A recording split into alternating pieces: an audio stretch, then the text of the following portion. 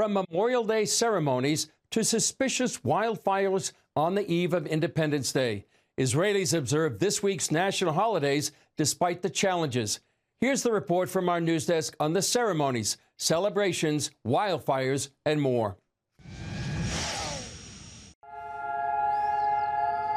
A siren wailed throughout Israel Wednesday evening to mark the beginning of Memorial Day, remembering the soldiers who gave their lives in Israel's wars and the victims of terrorist attacks. The opening ceremony took place at Jerusalem's Western Wall. Relatives and friends are coming to military cemeteries around the country to remember the fallen and comfort one another. A special collection of black and white photos unveiled this month show that from its founding in 1948, almost the entire population has been expected to take up arms to defend the country.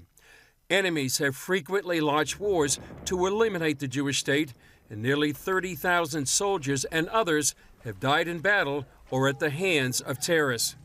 Their names are projected on the walls of Jerusalem's Old City, and their names are also read in this Hall of Remembrance. As seen by the brutal Hamas attack on October 7, 2023, terrorists consider even Israel's children and babies legitimate targets. As the war continues, IDF Chief of Staff Eyal Zamir said Israel will prevail. Our enemies have misjudged our response. So too has Hamas misjudged our determination to bring back the hostages and to defeat it. These two missions are intertwined. We will continue and intensify our efforts until both are achieved. Israel's President Isaac Herzog warned that internal strife is also a threat, and Israelis must stand together. This year, perhaps more than ever, the siren sound is also a true alarm, commanding us, unite and come together. Do not tear apart from within. Do not destroy our home.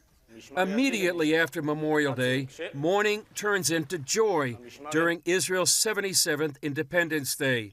That same collection of black and white photos shows Israelis across the years celebrating their nation's birth 77 years ago. Careless hikers may have started some of the worst blazes the Jewish nation has had in a decade, but it appears Palestinians may have deliberately set other fires. Authorities have arrested 3 arson suspects so far. Arab social media filled with praise for the fires, and some posts called for setting more blazes. CBN's Raj Nair interviewed Israeli tour guide Ron Lahad on why arsonists would do this, especially on the Israeli holidays of Memorial Day and Independence Day, when Israelis were memorializing fallen soldiers and terror victims. For some people, anything that hurts Israel, anything that hurts the day, anything that hurts the country, the symbolism, that's their goal. Meanwhile, Israeli leaders are watching closely as a 4th round of talks this weekend to halt Iran's nuclear weapons development was postponed. And then President Donald Trump upped the pressure on Iran through more sanctions. Put sanctions on last night. Any oil that anybody takes from Iran is not allowed to do business in the United States of America. At the same time, Defense Secretary Pete Hegseth warned Iran will pay a heavy price for supporting Houthi rebels who've been attacking international shipping. On X, he wrote, "We see your lethal support to the Houthis. We know exactly what you are doing. You know very well what the U.S. military is capable of, and you were warned. You will pay the consequence at a time and place of our choosing." Early Friday, Israel intercepted a Houthi missile. Shrapnel fell in this kindergarten in northern Israel. And Israel is still protecting the Druze people in Syria. Prime Minister Netanyahu and Defense Minister Katz issued a joint statement confirming Israel struck near the presidential palace in Damascus, saying, "This is a clear message to the Syrian regime. We will not allow the deployment of forces south of Damascus or any threat to the Druze community." Meanwhile, here in Israel, despite the previous day's wildfires, Israelis pressed forward and took to the parks on Thursday to celebrate the country's 77th Independence Day. Julie Stahl, CBN News, Jerusalem. It's been 77 years since a declaration signed in Tel Aviv changed the world forever. Against overwhelming odds, the fledgling state of Israel not only survived, but has grown beyond expectation. Here's a look at that moment and how it put a tiny nation on the path to becoming a world power. הקמת מדינה יהודית בארץ ישראל היא מדינת ישראל. Here in Independence Hall on May 14, 1948, David Ben-Gurion declared the birth of the modern state of Israel. For the first time in nearly 2,000 years, the Jewish people had a nation. He chose the words, "We hereby declare the establishment," it says here, "of a Jewish state in the land of Israel to be known as the state of Israel." This was the birth of a Jewish state, as for all Jews. Ben-Gurion was standing here as the voice of 11 million Jews around the world who had no voice, who had no address, and nowhere to go to. Isaac Dror's mission here is to ensure the story of Israel's beginning remains alive and continues to spread. It was promised to us by God. We are the only people in the history of the world that live on the same land, speak in the same language, and believe in the same God more than 3,000 years. From a biblical perspective, many see Israel fulfilling the prophecy in the book of Ezekiel, where the dry bones of the Jewish people come to life after 2,000 years of exile.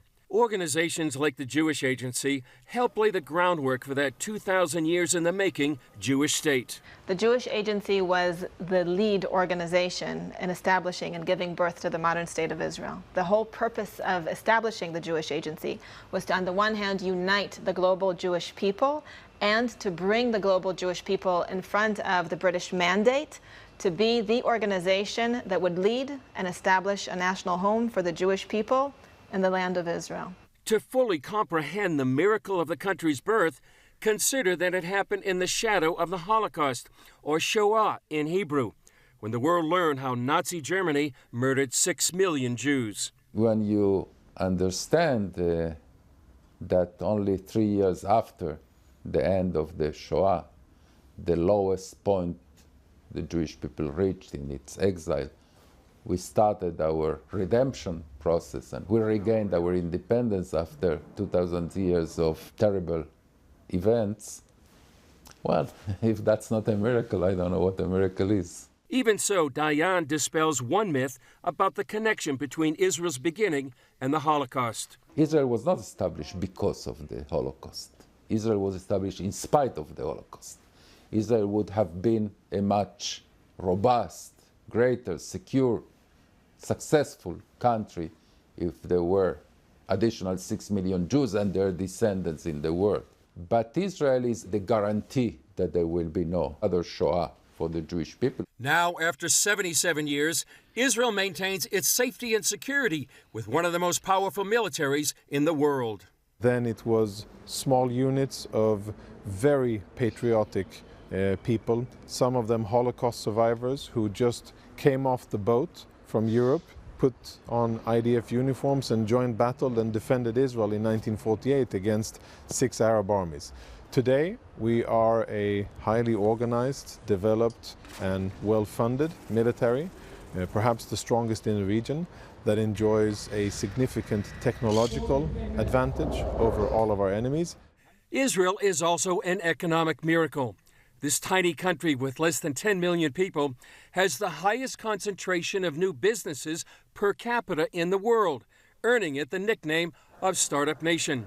John Medved, founder of Our Crowd, a venture capital investment company, showcases these accomplishments at his annual Investor Summit. This is what Israel is supposed to be doing, right? If Israel wasn't the startup nation, so what are we going to be? Okay, I'm sorry, this is our destiny. Our destiny is to create. Our destiny is to, fix the world. And we're just a little people, make a lot of noise. But I think that most Israelis, whether they wear a yarmulke or they don't wear a yarmulke, view this as a spiritual undertaking, that we're doing this not just to make money, but to do good. Yet throughout its history, Israel has faced nearly insurmountable odds. Just hours after Ben-Gurion declared the state, 6 Arab nations tried to drive it into the sea. While it survived, Israel would be challenged again in the 1967 Six-Day War, the 1973 Yom Kippur War, and in 2023 on October 7th. After thousands of years in exile and 77 as a country, Israel stands despite enemies within and outside its borders. It's a modern miracle. The rebirth of the Jewish state against all odds, a people that were left for dead, that had been dispersed to the four corners of the earth, and you saw the ancient prophecies fulfilled, where you had the ingathering of the Jewish exiles, the restoration of Jewish sovereignty in modern times, against all odds. Former Israeli ambassador to the U.S. and now Strategic Affairs Minister Ron Dermer tells CBN News this miracle can be seen unfolding throughout the nation. And you're seeing that happen wherever you go in Israel, whether it's in Jerusalem and Tel Aviv, and you saw all the ancient history, and then you see the startup nation. You go north, south, east, and west. Israel is a modern miracle. It is the greatest miracle of the 20th century and maybe the greatest miracle of the last 2,000 years.